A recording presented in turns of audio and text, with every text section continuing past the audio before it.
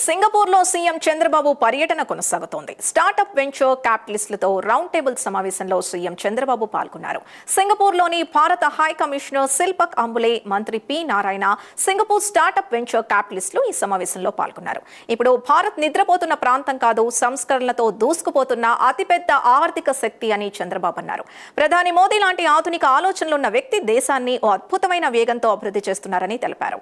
China లాంటి దేశాలు ఆర్థిక అభివృద్ధి సాధించడానికి దశాబ్దాల కాలం పట్టింది. కానీ భారత్కు అంత సమయం పట్టడం లేదన్నారు. పెట్టుబడులకు ఇదే సరైన సమయం అని పిలుపునిచ్చారు.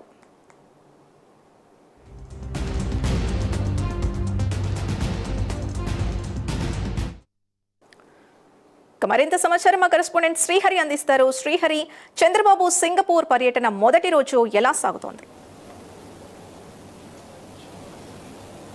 సింధు, ఏదైతే సింగపూర్లో సీఎం చంద్రబాబు పర్యటన ఈరోజు మొదటి రోజు, దాంతోపాటు ప్రధానంగా మంత్రి నారాయణ ఇద్దరు కూడా క్యాపిటలిస్టులు వెంచర్ ఏదైతే ప్రతినిధులు ఉన్నారో వీరందరితో కూడా సీఎం చంద్రబాబు సమావేశమయ్యారు. అయితే దీంట్లో దాంతోపాటు ఏదైతే భారత హై కమిషనర్ తో కూడా సీఎం చంద్రబాబు సమావేశమయ్యారు. అయితే దీంట్లో ప్రధానంగా చూసుకున్నట్లయితే ఏదైతే అమరావతి రాజధాని అభివృద్ధి, దాంతోపాటు ఏదైతే రాష్ట్ర వ్యాప్తంగా పెట్టుబడులు, ప్రస్తుతం ఏదైతే రాష్ట్రంలో ఉన్న మౌలిక వసతులు, అదేవిధంగా సదుపాయాలు ఏవైతే ఉన్నాయో వీటన్నిటినీ కూడా ఇన్వెస్టర్స్ అందరికీ కూడా ఇక్కడ ఎలాంటి పెట్టుబడులు పెట్టడానికి అవకాశాలు ఉన్నాయి అనే దానిపైన కూడా ఆయన వివరిస్తూ ముందుకు వెళ్తున్న పరిస్థితి. దాంతోపాటు ఏదైతే ఇప్పటికే వచ్చిన పలు సంస్థలు ఏవైతే ఉన్నాయో, పెద్ద పెద్ద సంస్థలు, వాటికి ఇచ్చిన బెనిఫిట్స్ కానీ వాటికి ఇచ్చిన సబ్సిడీస్ కానీ ఏవైతే ఉన్నాయో ఇవన్నీ కూడా వారికి అందరికీ కూడా ఇన్వెస్టర్స్కి ఆయన వివరించుకుంటూ ముందుకు వెళ్తున్నారు. రాష్ట్రంలో ఎలాంటి అనుకూలమైన పరిస్థితులు, ఎలాంటి ఇన్వెస్ట్ చేయడానికి సదుపాయాలు ఉన్నాయనే దానిపైన కూడా ఆయన ఈ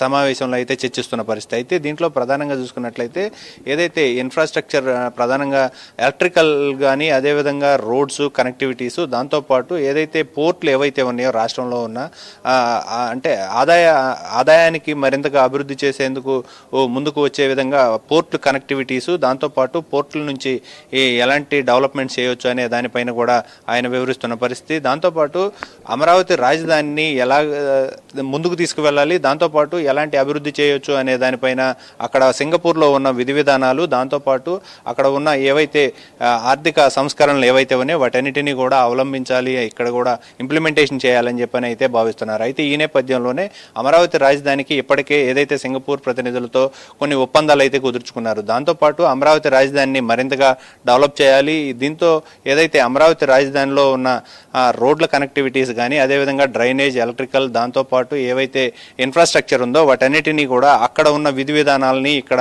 ఇంప్లిమెంట్ చేయడానికి ఎలా ఉపయోగపడుతుంది అనే దానిపైన కూడా వారు అధ్యయనం చేస్తున్న పరిస్థితి. దాంతోపాటు ప్రస్తుతం ఏదైతే రాష్ట్రంలో ఎలక్ట్రానిక్ ఐటమ్స్ కానీ, అదేవిధంగా చూసుకున్నట్లయితే ఇతరత్ర అంటే ప్రకృతి ఏదైతే ఉందో ప్రకృతి వైద్యంతో పాటు అదేవిధంగా ఫుడ్కు సంబంధించి ఏవైతే ఉన్నాయో వీటన్నిటినీ కూడా మరింతగా డెవలప్ చేసేందుకు దీనికి కావాల్సిన ప్రణాళికలు ఏమున్నాయి, దాంతోపాటు అదేవిధంగా రోడ్లు ఇన్ఫ్రాస్ట్రక్చర్తో పాటు అదేవిధంగా కనెక్టివిటీస్ ఏవైతే ఉన్నాయో వీటన్నిటినీ కూడా మరింతగా ముందుకు తీసుకువెళ్ళడానికి అక్కడ ఉన్న విధి విధానాలు ఎలా ఉంటాయి అనే దానిపైన కొంత అధ్యయనం చేస్తున్నారు. దాంతోపాటు ఏదైతే ఇన్ఫ్రాస్ట్రక్చర్ అంటే రాష్ట్రంలో ఎలక్ట్రికల్ ఐటమ్స్తో పాటు ఇతరత్ర ఏవైతే ఉన్నాయో వాటన్నిటినీ కూడా డెవలప్ చేయాలని చెప్పని భావిస్తున్న పరిస్థితి. అయితే ఇన్వెస్టర్స్కి ఇక్కడ ఉన్న అనుకూలమైన ఎలాంటివి అనుకూలమైన వాతావరణాలు ఉన్నాయి అనే దానిపైన కూడా ఆయన వివరిస్తూ ముందుకు వెళ్తున్నారు. ఈ నేపథ్యంలోనే కొత్త ఇన్వెస్టర్స్ ఎవరైతే ఉన్నారో వారందరికీ కూడా ఇక్కడ వచ్చే బెనిఫిట్స్ కానీ, అదేవిధంగా ఇక్కడ ఉన్న మౌలిక వసతులు ఏవైతే ఉన్నాయో వాటన్నిటినీ కూడా వారికి వివరించి చెప్తున్న పరిస్థితి అయితే కనబడుతుంది. Sindhu.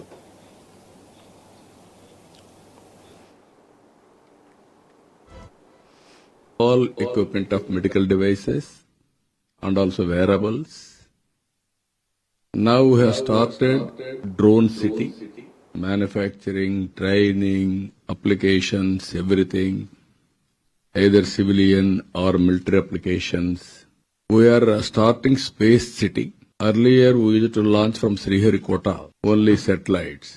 Today we are going to manufacture everything in a big way, commercial scale. With this data, you can see the imagination, how it is going to change tomorrow, how it is going to transform. Electronics, we are exporting now. Till yesterday we are importing. And also IoTs have come. Even CCTV cameras have come. Even we are going now fighter jet, 5th generation, and also aerospace, we are moving in that direction. India is having huge market, you name anything. 145 crore population. No other country is having this population, even including China.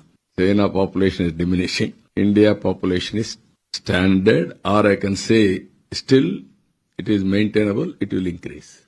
All over the world, aging problem is catching on. India is having an advantage of demographic dividend. Another 25 years, I can assure you, that is the advantage. And also technology has become handy. All equipment of medical devices and also wearables.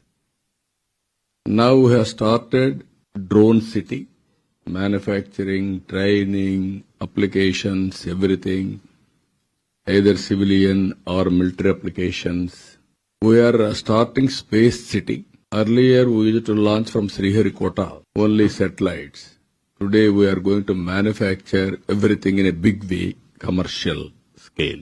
With this data, you can see the imagination, how it is going to change tomorrow, how it is going to transform. Electronics, we are exporting now. Till yesterday we are importing. And also IoTs have come. Even CCTV cameras have come.